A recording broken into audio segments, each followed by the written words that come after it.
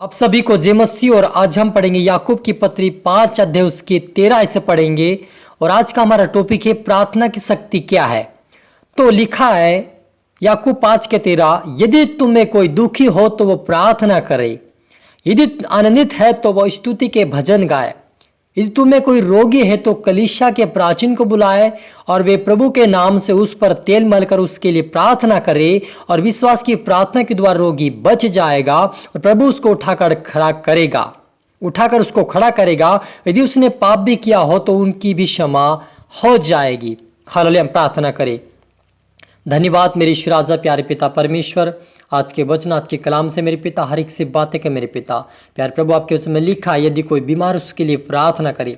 आपके बेटा बेटी प्रभु जी आज जो जितने दुखी होंगे, संकट में होंगे, समस्या में होंगे, आज इस वचन को सुनकर, इस प्रार्थना को सुनकर पिता ये आज़ाद होने पाए और आज से पवित्रता में, प्रार्थना में, वचन बढ़ने पाए, आपके राज्य की वारिस बने। और यीशु मसीह आज का वचन हर की जो सोगना फुलाए प्रभु जी, इनका प्रार्थना का जीवन बदले, वचनों का जीवन बदले पिता, और ये एक दूसरे के लिए प्रार्थना करने वाले बने और आशीष पाने वाले बने, तेरे राज्य की वारिस बने होने दे मेरे ईश्वर राजा। सभी की तरह आत्मा शब्द पवित्र आत्मा मेरे मुख से होकर बोले।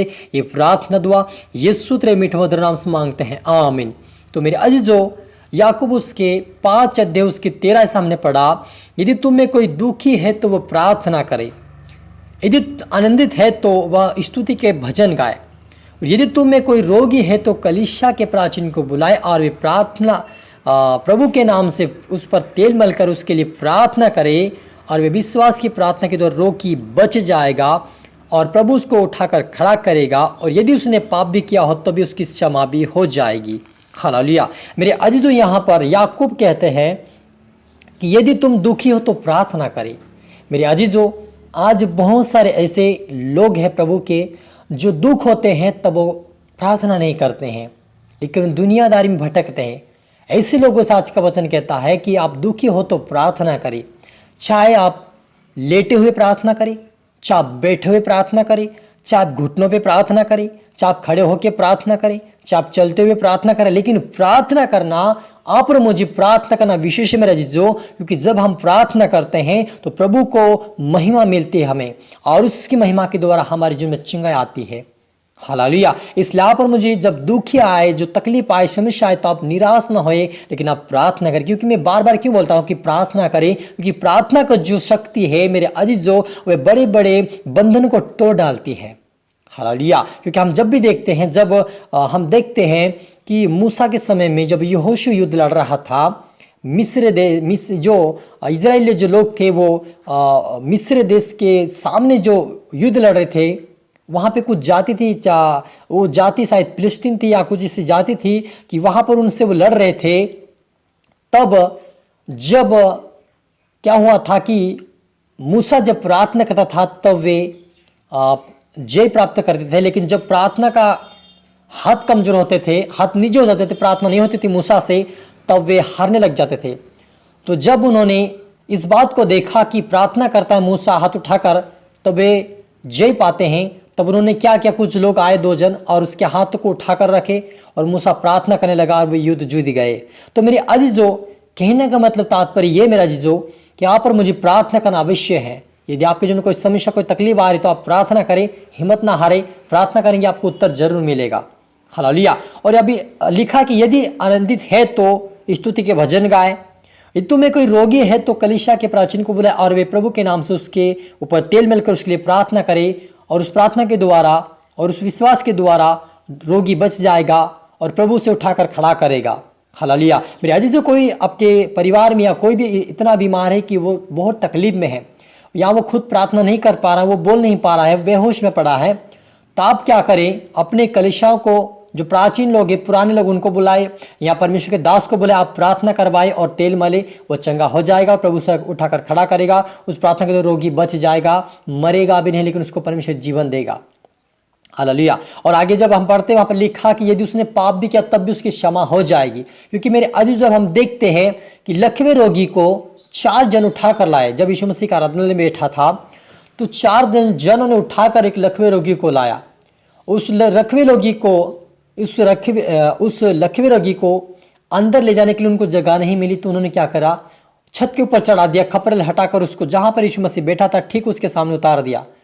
तो वहां पर लिखा मेरा जो लूका रचित सुसमाचार के अंदर वचन लिखा है, तो वहां पर लिखा है कि उन चारों का विश्वास यीशु मसीह ने देखा कि इनका इतना बड़ा विश्वास है, खपर हटाकर मेरे सामने उतार दी कि ये चंगा हो जाएगा। क्योंकि वो जो लकवे रोगी था मेरे जीजो, उसकी ऐसी हालत थी कि वो बोल नहीं सकता था, उसको ये भी नहीं पता था वो कहाँ ले जा रहे, उसको ये भी नहीं पता था, लेकिन उनको चारों को पता था कि हम यीशु के पास ले जाएंगे और जो वो प्रार्थना करेंगे चंगा हो जाएगा।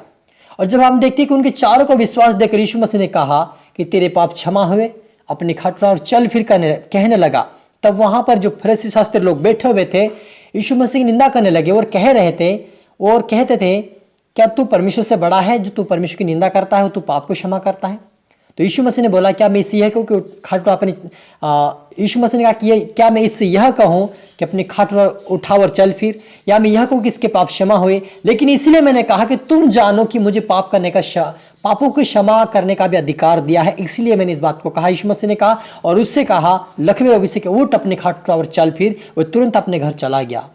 तो मेरे अजीजों, यीशु मसीह को पाप की क्षमा करने का भी अधिकार है, चंगा करने का भी अधिकार है। और जब हम उससे प्रार्थना करेंगे, उससे विनती करेंगे, तो हमारे पापों को क्षमा करेगा, हमें चंगा भी करेगा और अपने महिमा से भरकर अपने राज्य के वारिस भी बनाएगा। इसलिए मेरा जीजो, यदि आपके जीवन में कोई दुख हो, कोई तकलीफ हो, कोई समस्या हो, तो आप प्रार्थना करें, प्रार्थना करने ना छोड़े, क्योंकि प्रार्थना महत्वपूर्ण है। मेरे जीजो, हम प्रार्थना करते हैं, हमारे जीवन में बहुत सारी समस्या का प्रभु यीशु मसीह हल करता है, हमें रास्ता दिखाता है, हमें मार्ग दिखाता है, हमें आगे बढ़ाता है। क्योंकि जब हम सीखते हैं दाऊद के द्वारा, दानियल के द्वारा हम सीखते हैं कि दानियल जो ऐसा व्यक्ति था कि प्रार्थना करने वाला था, तीनों टाइम प्रार्थना करता था। वो क्या करता था? तीनों टाइम प्रार्थना करता था। और जब उसको सिंहों के मान में डाल दिया गया, तब भी प्रभु ने अपने दूत भेजकर उसे बचाया। क्यों? उसके टाइम जो था, 3 टाइम प्रार्थना करने वाला व्यक्ति था। ना वो राजा से डरता था, न किसी प्रजा से डरता था, लेकिन सिर्फ उसके अंदर परमेश्वर का डर था और उससे वो प्रार्थना विनती करता तीनों टाइम। इसलिए उसको परमेश्वर ने सिंहों के मान से बचाया और सदर में शब्दों को भी आग के भुट्टे से बचाया। क्यों बचाया? क्योंकि उनका प्रार्थना का जीवन था। वैसे आज आप पर मेरे जीवन में कोई समस्या तकलीफ आए तो आपको भी प्रार्थना करना है। कभी हटिए ना, कमजोर ना होइए, निराश ना, लेकिन प्रार्थना करें। प्रभु आपको उठाएगा और हर परिस्थितियों से बचाएगा। आपके परमेश्वर अपना दूध भेजकर आपको बचाएगा अपने और आपकी रक्षा करेगा। हालेलुया। प्रार्थना करें। धन्यवाद मेरे ईश्वर राजा प्यारे पिता परमेश्वर, आज के वचन आज के कलाम से मेरे पिता आपने हम हर एक से बात की। आपका धन्यवाद प्रभु जी। सच मेरे पिता आपके बेटा बेटे आज से पिता परमेश्वर प्रार्थना में बढ़ने पाए, वचनों में बढ़ने पाए, इनकी जीवन हर प्रकार की समस्या आज इनकी प्रार्थना के द्वारा पिता दूर होने पाए, ये चंगे होने पाए। यीशु मसीह के नाम से इनकी जीवन हर प्रकार की बीमारी जाए, हर प्रकार की समस्या जाए, प्रार्थना में रुकावट डालने वाला जाए। आज से प्रार्थना बढ़ने पाए, वचनों बढ़ने पाए, उपासना बढ़ने पाए, आपके राज्य के वारिस बने, हर आपके बेटा बेटे आजाद होने पाए, हील होने पाए और इनका जीवन प्रार्थना के लिए बढ़ने पाए। पिता एक दानियल की तरह मजबूत बने इनका प्रार्थना के जीवन और आपके कामों में मजबूत होकर आपके राज्य के वारिस में पिता हर परिस्थिति जयवंत होकर, हर बीमार से जयवंत होकर पिता आपके राज्य के वारिस बने, आपके बेटा बेटे सोने दे मेरे ईश्वर राजा। प्रार्थना सुना आशीष किया, धन्यवाद मेरे ईश्वर राजा। प्रार्थना दुआ यीशु तेरे मीठे मधुर नाम से मांगते हैं, आमीन।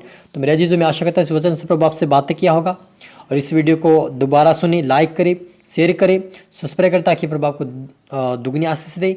और आप सभी को मेरी तरफ से गॉड ब्लेस यू ऑल।